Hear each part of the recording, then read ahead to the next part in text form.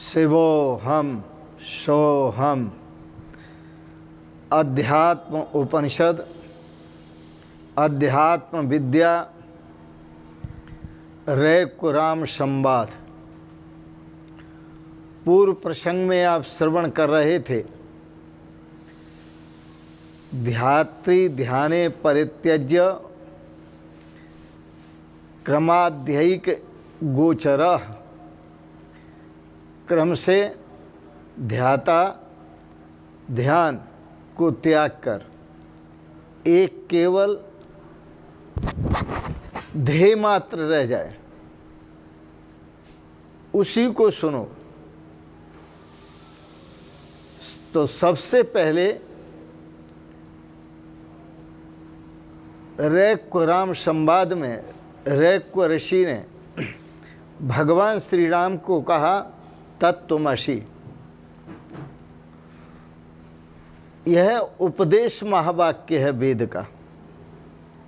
तत्त्वमसि महावाक्य उपदेश महावाक्य है और यह अनुभव महावाक्य नहीं है, उपदेश महावाक्य है। अहम ब्रह्मास्मि यह अनुभव महावाक्य है। जिसको अनुभव होता है वह अहम ब्रह्मास्मि कहता है। दूसरे का उद्धार करने के लिए, कल्याण करने के लिए वह तत्त्वमसि का उपदेश देता है। तो जितने भी ऋषि महर्षि हुए उन्होंने यही किया है। पहले स्वयं अनुभव किया है कठोर तपस्या करके, और उसके बाद तत्त्वमसि महावाक्य का उपदेश दिया है। क्योंकि तत्त्वमसि यह समूचा वेद है, इसमें पूरा का पूरा वेद निहित है, इसमें पूरा का पूरा ज्ञान निहित है, इसमें पूरी की पूरी भक्ति निहित है।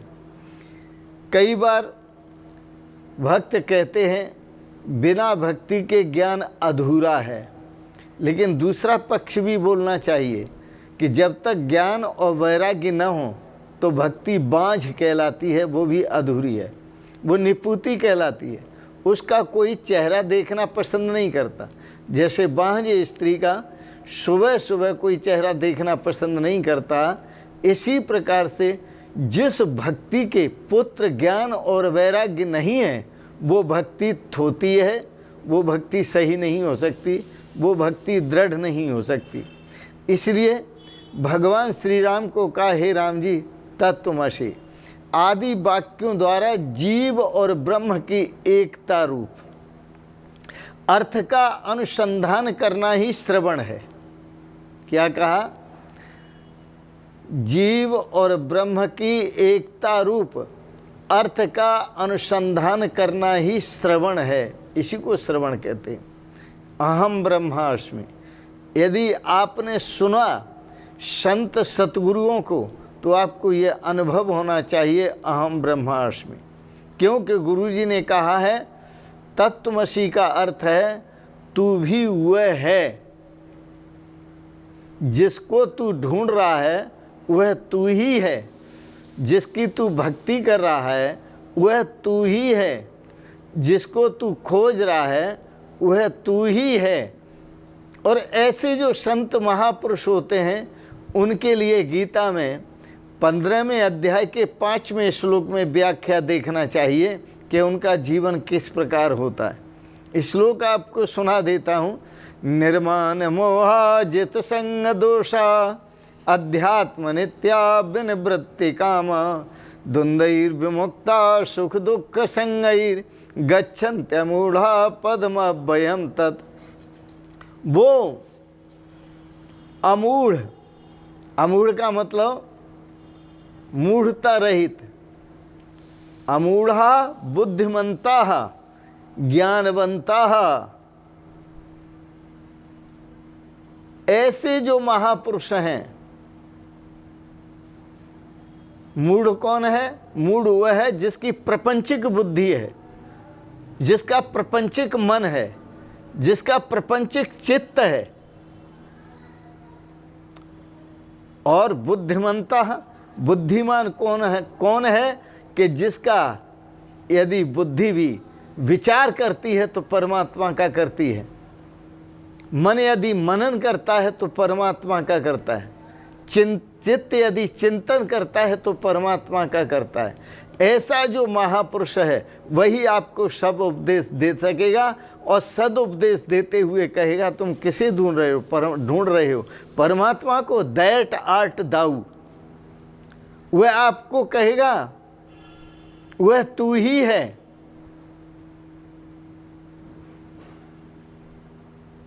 तेरे सिवाय कोई दूसरा नहीं है। इसलिए वेद में कहा एकमेवा द्वितीयम ब्रह्म, इस पूरे संसार में एक अद्वितीय ब्रह्म ही है, ब्रह्म के अतिरिक्त और कुछ नहीं है। वेद का वचन एकमेवा अद्वितीयम ब्रह्म।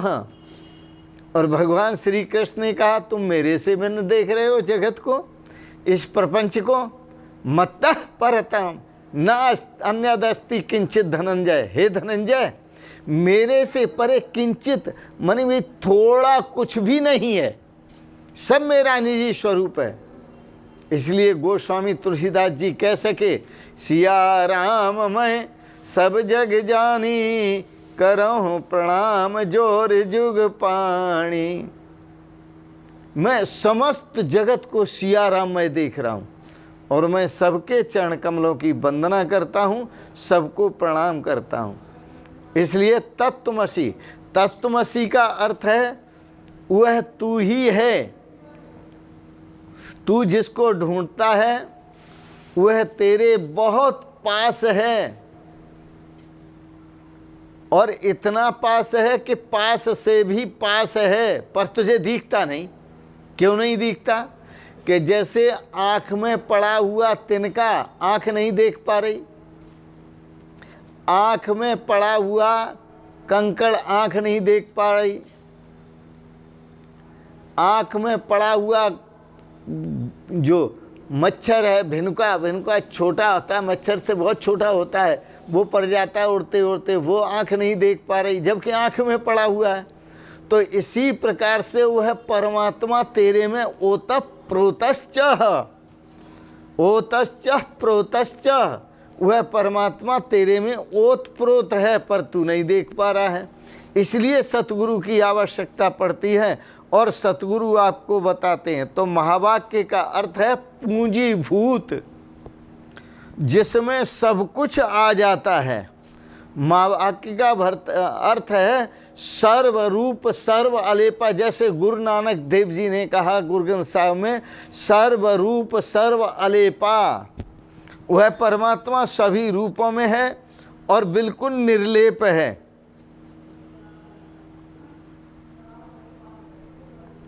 ये महावाक्य एक ऐसे केमिस्ट का फार्मूला है जो सारे रोगों को दूर करता है, सारे रोगों को दूर करता है। एक ऐसा फार्मूला है। एक दवा मुझे भी किसी ने बताई थी, राज वैद्य ने, दिल्ली में बहुत अच्छे राज वैद्य थे।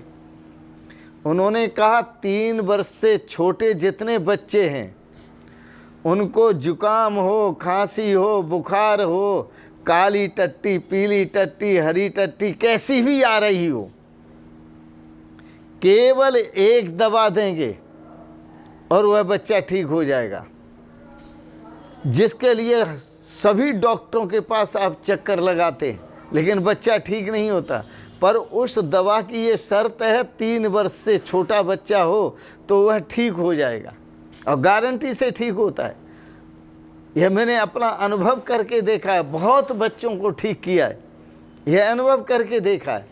तो इसी प्रकार से मैं आपको ये बताना चाहता हूँ कि तत्त्वमसि महावाक्य जो है वह तू ही है।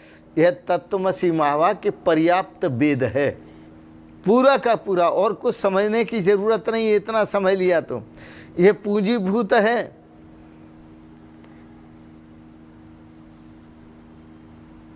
यह पूंजीभूत है।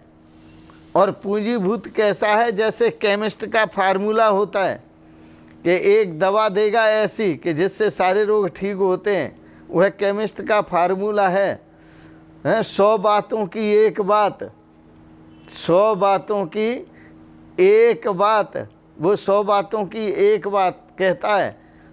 तो इसी प्रकार से संत महापुरुष जो अनुभवी होते हैं वो 1000 बातों की एक बात कहते हैं, तत्त्वमसि। वह परमात्मा तुम हो। लेकिन लोग सुन लेते हैं पर इस पर विचार नहीं करते, और सुनते भी हैं इस महावाक्य को तो केवल सुन लेते हैं, और वो भी ढंग से नहीं सुनते। भाषा शास्त्री भी इस पर विचार नहीं करते, क्योंकि यह परम ज्ञान है। परम ज्ञान का विचार करना यह बहुत मुश्किल है। फिर प्रपंच की दौड़ समाप्त हो जाएगी। यदि परम ज्ञान का स्वरूप पता चल जाए और परम ज्ञान हो जाए तो प्रपंच की दौड़ ही समाप्त हो जाएगी। इस महावाक्य को लिखने का कोई उपाय नहीं है। जो इस महावाक्य में कहा गया है उसका लिखने का कोई उपाय नहीं है, क्योंकि संत महावाक्य से कहते शब्दों में है, पर पकड़ना उसको है जो शब्दों में कहा गया है। अब आप कहेंगे शब्दों में तो महावाक्य कहा गया है, हम सुना देते हैं आपने क्या कहा था। तो हमने क्या कहा था यह आप वही शब्द सुना देंगे, लेकिन जो ऋषियों ने अपना अनुभव का है कि मैं भी वही हूँ और तू भी वही है, ये अनुभव आप नहीं सुना पाएंगे, क्योंकि तत्त्वमसि जैसा है वह अनुभव उपलब्ध कर सकते हैं, सुना नहीं सकते। यह वाणी से परे है, अनुभव उपलब्ध कर सकते हैं। महावाक्य को इसलिए इन सभी को अनुभव महावाक्य कहते हैं, उपदेश महावाक्य कहते हैं और अनुभव महावाक्य कहते हैं। तो अपनी प्रतिभा को, ऐसी ऊंचाई को, अपनी प्रतिभा को, ऐसी ऊंचाई को छू लेना ये ऋषि महर्षियों का कार्य था। ये भगवान जैसे, भगवान श्री कृष्ण जैसे परम योगियों का कार्य था। ये महान तपस्वी, एकांतवासी, समशान बराबर स्थान में रहने वाले योगेश्वर भगवान श्री शिव का स्वरूप देखिए कि वह ज्ञान, उनका ज्ञान प्रधान जीवन है, उनका वैराग्य प्रधान जीवन है, उनका भक्ति प्रधान जीवन है। क्यों? इसीलिए तो समझिए आप, इसीलिए तो वो भगवान जब विष्णु होते हैं तभी वो दर्शन देते हैं, भगवान राम का अवतार होता है तब भी वो दर्शन देते हैं, भगवान कृष्ण का अवतार होता है तब भी वो दर्शन देते हैं, और दर्शन करने आ जाते हैं। लेकिन याद रखना, दर्शन करने ही नहीं आते हैं, दर्शन देने आते हैं। वो भगवान श्री कृष्ण को जब दर्शन देने आए थे तो भगवान श्री कृष्ण रो रहे थे। क्यों रो रहे थे? इस मैया को समझ में नहीं आया। जब बहुत देर रोते रहे, क्योंकि मैया को समझ में तो इतना आता है, शायद दूध के लिए रो रहा है बच्चा, पानी के लिए रो रहा है, लेकिन वो रो रहे हैं, मैया की गोद में भी उठा लिया तो भी रो रहे हैं, बड़े मचल रहे हैं, हाथ पैर पटक रहे हैं। इसका मतलब एक ही है कि सामने दरवाजे पर बम भोले खड़े हुए हैं, उनका दर्शन करने के लिए वो मचल रहे हैं, पर मैया नहीं समझ रही। इतने में दाई आई, उसने कहा मैया एक काम करो कि ये आज चुप नहीं हो रहे हैं और बखेर रहे हैं और मचलते ही जा रहे हैं, मचलते ही जा रहे हैं, तो आप एक काम करो कि बाहर एक फ़कीर आए हुए हैं, ज़रा उनको दिखा दो। बाहर लाए, विचित्र वेश है उनका। बोले नहीं नहीं, ये बाबा बड़ा अजीब है, इसको मैं नहीं दिखाऊंगी, मेरा कन्हैया डर जाएगा, डर जाएगा। यशोदा मैया कहती, सोचिए आप, मेरा कन्हैया डर जाएगा, पर कन्हैया उन्हीं के लिए मचल रहे हैं। लेकिन कन्हैया बिल्कुल समेटे नहीं, मचलते ही रहे। मैया, हाँ, तो मैया ने कहा चलो एक बार मैं देख लेती हूँ। ले जाकर के उनको दिया तो मैया ऐसे नहीं, तेरे लाला पर कोई कुछ कर दिया गया है, इसलिए ये मचला हुआ है। मैं जो है इसको देखूंगा अच्छी तरह से, तो मेरी गोद में दे दे, तब मैं इसको देखूंगा। जब तक गोद में नहीं देगी तब तक मैं इसकी रेखाओं को और इसके अंतर्भाव को देख नहीं पाऊंगा। आज भगवान शिव ने उस कन्हैया को गोद में लिया, यशोदा मैया ने दिया मचलते हुए कन्हैया को, और जैसे वह कन्हैया भोले शंकर की गोद में गए, भगवान शिव की गोद में गए, वैसे ही चुप हो गए। कन्हैया की भी आंखें बंद और भगवान शिव की भी आंखें बंद। काफ़ी देर तक वह आंखें बंद रखें। मैया ने कहा, बाबा तुम अब कुछ बताओगे कि नहीं बताओगे, क्या देख रहे हो? बोले, मैया ठहरो, मैं लाला का भविष्य देख रहा हूँ, कान्हा का भविष्य देख रहा हूँ, और भविष्य देख के मैं सब कुछ बता दूंगा। तो यह सब कैसे हुआ? यह सब हुआ तत्त्वमसि, वह एक ही है। कन्हैया ने देखा ये तो मेरा स्वरूप है, और भगवान भोले ने देखा ये तो मेरा स्वरूप है। दोनों की एकता होती है। जिस समय गोद में ले लेते हैं उस समय दोनों एक हो जाते हैं, इसलिए दोनों की एक साथ आंखें बंद हो जाती हैं। ध्यान में डूब गए, समाधि में डूब गए, कन्हैया का भविष्य बताया। ये कथावाचक बताएंगे क्या क्या भविष्य बताया कन्हैया का। आप कथाएं सुनते हैं भागवत की बड़े प्रेम से, तो मैं तो आपको ये बता रहा हूँ कि वो भगवान शिव जिनका भक्ति प्रधान जीवन था, लेकिन उससे पहले देखिए कि उनका जीवन ज्ञान प्रधान था। इसलिए ज्ञान प्राप्त करना हो तो काशी जाइए, और वैराग्य प्राप्त करना हो तो अयोध्या जाइए। भगवान श्री राम का वैराग्य देखिए, राज्य छोड़कर वन में चले गए, और भाई को राज्य दे दिया भरत को, और वन में चले गए हैं। एक भाई ऐसे होते हैं जो अपने भाई का माल मारने के लिए तैयार होते हैं, चाहे कुछ भी करना पड़े, और एक भाई ऐसे होते हैं कि भाई के लिए सब कुछ त्याग करने के लिए तैयार होते हैं। तो इस प्रकार से देखा जाए तो वह भगवान श्री राम अयोध्या छोड़कर वन में चले गए, और भरा पूरा राज्य छोड़कर। तो वैराग्य, यदि वैराग्य देखना हो तो अयोध्या जाइए, और ज्ञान देखना हो तो काशी जाइए, क्योंकि भगवान शिव ज्ञान का स्वरूप है, भगवान शिव वैराग्य का स्वरूप है, और भगवान शिव भक्ति का भी स्वरूप है। तीनों उनमें एक साथ है। शिव जैसी किसी में भक्ति नहीं है, क्योंकि भक्ति त्याग से होती है, भक्ति ज्ञान से होती है, भक्ति वैराग्य से होती है। इसी प्रकार से आगे देखें तो इधर भगवान श्री कृष्ण हैं, तो भगवान श्री कृष्ण समाधिस्थ हो जाते हैं। आज उनको उनके स्वरूप का मिलन हुआ है। वो भूल रहे थे माँ को देखकर, इसको देखकर, उसको देखकर, परिवार को देखकर, और फिर घर वाले ये वस्तुतः बच्चे के एक तरह से दुश्मन हैं। दुश्मन इसलिए हैं कि ये परिचय संस्कार बच्चे को गलत दे देते हैं, और उन गलत संस्कारों पर ही बच्चा जीने लगता है। प्रपंचिक जीवन बन जाता है उसका, वह पारमार्थिक जीवन नहीं बन पाता, आध्यात्मिक जीवन नहीं बन पाता, उसका परमात्मक जीवन नहीं बन पाता, वह अपने श्रेय को प्राप्त नहीं कर पाता। हमारे पूज्य पिताश्री जिनका आप चित्र देख रहे हैं, मैं इनको अपना सतगुरु भी मानता हूँ, और ये मेरे पूज्य पिताश्री हैं जिनके 4 बेटे और चारों को सन्यासी बना दिया। ऐसे महापुरुष बचपन में जब हम छोटे छोटे थे तो सुंदर ज्ञान देकर और कहते थे बेटा यही उम्र है अपना जीवन संभालने की। वो कहा करते थे, भजन बोलते थे, अपना जीवन सफल बनाए लइयो सत्संगत करके प्यारे, अपना जीवन सफल बनाए लइयो सत्संगत करके प्यारे, सत्संगत करके प्यारे, गुरु संगत करके प्यारे, अपना जीवन सफल बनाए लइयो सत्संगत करके प्यारे।